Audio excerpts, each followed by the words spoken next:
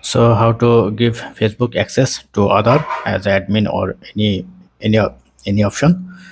Make sure you are using Facebook page and open your setting and scroll down and you can see the option page setup. Press on page setup, page access. Now press on add new. Next, now enter the Facebook username or URL.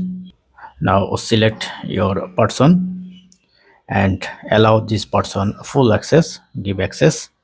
Now enter your current Facebook account password, confirm, then done. You have to confirm with your email address code. So once done, press on continue. Now invitation expired. So once this person receive your invitation, you will control your page now. Now she already accept. Now he is the new admin on your Facebook page. Thank you. Don't forget to thumbs up and have a good day.